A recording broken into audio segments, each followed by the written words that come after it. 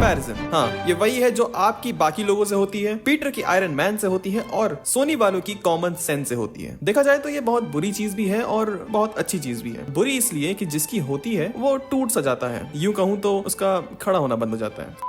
और अच्छी चीज इसलिए है कि अगर कंपैरिजन ना हो तो कोई बेहतर बनेगा ही नहीं। और ये कंपैरिजन आने वाला है जेम्स गन के पीछे। जब वो अपना नया DCU सबके सामने रखेंगे तो उसका सीधा कंपैरिजन होगा मार्वल से, जो कि कोई गलत बात नहीं है, वो तो कुदरत का नियम है। लेकिन इससे बचने के लिए जेम्स गन ने पहले से ही प्रोटेक्शन पहन लिया है। और आज तुम्हें पता चलेगा कि जेम्स गन ने अपने बाल धूप में सफेद नहीं करे हैं, डाई लगाता है ये आदमी। तो आज मैं इसी के बारे में बात करने वाला हूँ कि जेम्स गन ने अपना नया DCU कैसे मार्वल से किन चीजों में अलग बनाया है, जिससे कि DCU को MCU से कंपेयर भी ना करा जाए और MCU को वो पीछे भी छोड़ दे आने वाले सालों में। और साथ ही साथ बात करेंगे DCU की फर्स्ट प्रोजेक्ट के बारे में जो कि रिलीज हो चुका है और किसी ने उसके बारे में बात नहीं करी, कहाँ है सबके सब। तो शुरू किया जाए। याद है जब 2023 में जेम्स गन ने DCU का प्लान बताया था YouTube पर, तो सब उनका मजाक बना रहे थे कि इतनी बड़ी अनाउंसमेंट YouTube पे करके चला गया, कैसा आदमी है ये। उन लोगों में मैं भी था।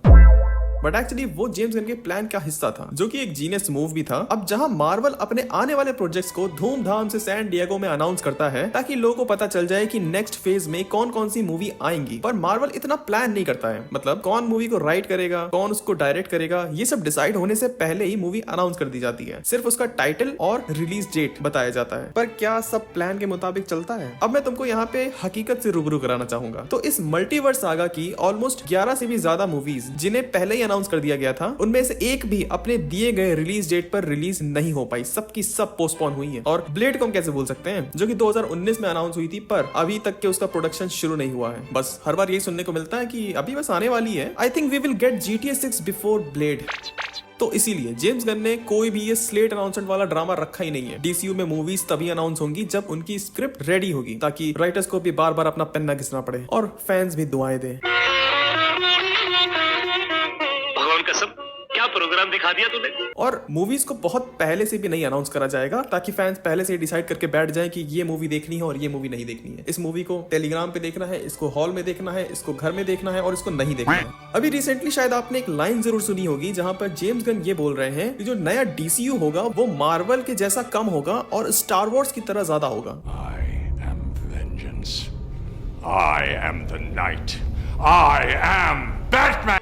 वेल इसका मतलब ये था कि इंस्टेड किसी एक टाइमलाइन या प्रेजेंट डे पर फोकस करने के बजाय ये लोग मल्टीपल टाइमलाइन की स्टोरीज हमें दिखाने वाले हैं। अब जैसे मार्वल की कोई भी मूवी ले लो तो सारी मूवीज सीक्रेट टाइमलाइन में ही टेक प्लेस करती हैं, सिर्फ लोकी और इस साल आई डेडपूल एंड वल्वरीन को हटा दें तो। पर DCU में हमें एक डिफरेंट टेक देखने को मिलेगा, जहां पर जो 11 प्रोजेक्ट्स अनाउंस हुए हैं उसमें से Superman, Supergirl, Brave and the Bold, the Authority, Peacemaker season 2, Waller, सिर्फ यही प्रेजेंट डे में सेट होंगी। बाकी कुछ ऐसे प्रोजेक्ट्स हैं जो या तो पास्ट में सेट होंगे या फिर किसी डिफरेंट टाइमलाइन में। और ऐसा भी नहीं होने वाला है कि 10 से 12 मूवीज का कंक्लूजन यहाँ एक मूवी में ही दिखाया जाएगा। ये एक शेयर्ड यूनिवर्स होगा जहां पर स्टोरीज इंटरकनेक्टेड जरूर होंगी पर इंटरडिपेंडेंट नहीं होंगी, जो कि हमें DCU के नेक्स्ट डिफरेंस पे लेके आता है। तुमने नोटिस करा होगा कि MCU में फेज 4 और फेज 5 के बाद इन लोगों ने सिलेबस बढ़ा दिया है। पहले सिर्फ 2008 तक की मूवीज देखनी होती थी और अब 1998 की ब्लेड तक को इन्होंने कैनन कर दिया है। तो सोचो जो शिशु 2024 में पैदा हो रहा है उसको कितनी मेहनत करनी पड़ेगी। स्कूल का तो सिलेबस हो जाएगा पर MCU के सिलेबस पूरा कराने के लिए ट्यूशन लगानी पड़ेगी। तो इसीलिए जेम्स गन ने ये कॉम्प्लेक्सिटी रखी ही नहीं है। मूवी को एंजॉय करने के लिए फैंस कोई भी मूवी देखने जा सकते हैं बिना पिछली IDC मूवीज को देखे बगैर। हर मूवी की एक अपनी इंडिविजुअल कहानी होगी जिसको फैंस एंजॉय कर सकते हैं। अब इसको एक एग्जांपल से समझते हैं। DCU का पहला प्रोजेक्ट यानी कि क्रीचर कमांडोज, जो कि रिलीज हो चुका है और इसके बारे में हम आगे वीडियो में बात भी करेंगे। पर अभी के लिए ये समझो, वियोला डेविस जो कि अमेंडा वॉलर का कैरेक्टर प्ले करती हैं, उन्होंने सुसाइड स्क्वाड 2016 और सुसाइड स्क्वाड 2021 दोनों में ही अमेंडा वॉलर का कैरेक्टर प्ले करा है और उनका कैरेक्टर रिटर्न कर रहा है इस सीरीज यानी कि क्रीचर कमांडोज में। तो क्या क्रीचर कमांडोज देखने के लिए और समझने के लिए तुम्हें सुसाइड स्क्वाड 2016 और 2021 देखना जरूरी है?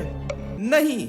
स्टार्ट करो। यही तो खूबसूरती है नए DCU की। पास्ट में जितने भी इवेंट हो चुके हैं उनको मेरली एक ईस्टर एग की तरह ही यूज करा जाएगा। ईस्टर एग जिनको समझ में आता है वो ये करते हैं, जिनको नहीं आता खैर छोड़ो उनको।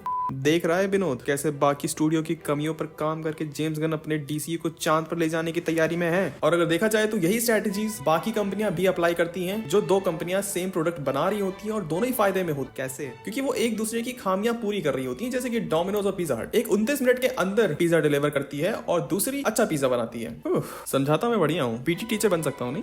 तो अगले 10 सालों में हमें नया DCU देखने मिलेगा। एंड एज अ फैन मेरी बस एक ही गुजारिश है कि फालतू के जोक्स मत डालना इसमें मार्वल की तरह। मार्वल ने डिप्रेशन, जेनोसाइड और सीरियस कैरेक्टर मूवमेंट्स को जो बहुत बड़ा इंपैक्ट छोड़ सकते थे ऑडियंस के ऊपर, वो बर्बाद कर दिए। किस लिए? क्योंकि उनकी ऑडियंस में 13 साल के बच्चे भी बैठे हुए हैं, तो उनका ध्यान भी रखना पड़ता है। और जॉश वीडन की जस्टिस लीग इसीलिए ऑडियंस को पसंद नहीं आई थी क्योंकि उसमें फालतू के जोक्स बहुत थे। Yeah. Oh, something is definitely bleeding. अगर तुम ऐसे देखो तो वो एक मार्वल की मूवी थी, बस उसमें DC के कैरेक्टर्स थे। और यही हमें नेक्स्ट पॉइंट पर ले आती है, जेम्स गन सोर्स मटेरियल से बेवफाई नहीं करेंगे। अगर मूवी की डिमांड है R-rated होने की तो मूवी R-rated ही होगी। अगर मूवी की डिमांड है कि उसमें एक आइटम सॉन्ग डाला जाए तो उसमें आइटम सॉन्ग होगा। जबरदस्ती उसको टोन डाउन नहीं करा जाएगा। और जो अभी 5 दिसंबर को क्रीचर कमांडो रिलीज हुई है, वो भी एक एडल्ट एनिमेटेड सीरीज है जो कि आप जियो सिनेमा पर एंजॉय कर सकते हैं मात्र 29 रुपए में।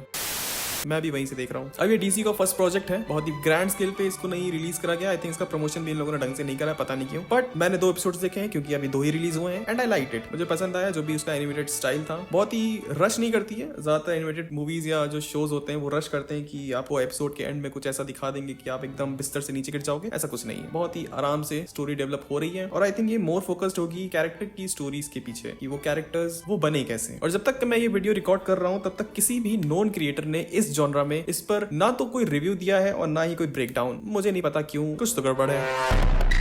नहीं, कोई गड़बड़ नहीं है। अभी मुझे गुप्त सूत्रों से पता चला है कि ये लोग घूमने निकले हैं और मैं देख रहा हूँ बहुत टाइम से निकले हुए हैं। देश से निकाल तो नहीं दिए गए।